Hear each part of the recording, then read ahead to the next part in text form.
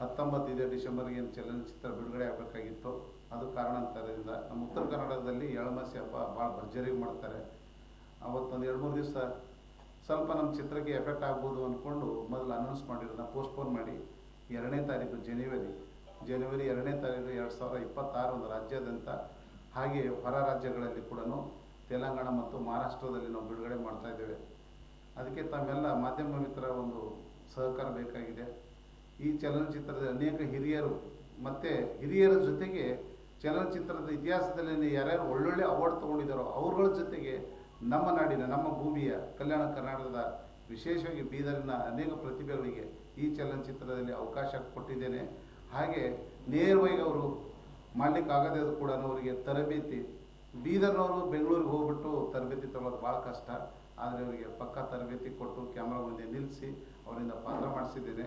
ಆ ಪಾತ್ರ ಮಾಡಿರೋದು ಹೇಗಿದೆ ಅಂದರೆ ಹೊಸಬ್ರನ್ನ ಥರದಲ್ಲಿ ಯಾರೂ ಅಲ್ಲಿ ನಮಗೆ ಕಾಣಿಸೋದಿಲ್ಲ. ಕಾರಣ ಅದು ನಾನು ಹೇಳೋದಕ್ಕಿಂತ ಸೆನ್ಸಾರ್ ಮಂಡಳಿನಲ್ಲಿ ಹೇಳಿದ್ರು.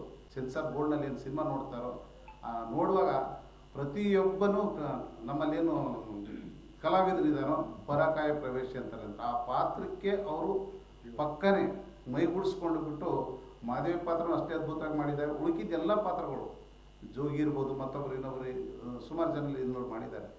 ಅದೇ ಪಾತ್ರನೇ ಅಂದರೆ ಪಕ್ಕ ಒಂಥರ ನುರಿತ ಕಲಾವಿದ ಹೇಗೆ ಮಾಡ್ತಾನೋ ಆ ಥರದಲ್ಲಿ ಮಾಡಿದ್ದಾರೆ. ಅದು ನನಗೆ ತುಂಬ ಸಂತೋಷ. 45 ದಿವಸ ಇನ್ನೊಂದು ಮಿತ್ರ ಇನ್ನೊಂದು ಹೇಳಕ್ಕೆ ಇಷ್ಟಪಡ್ತೇನೆ.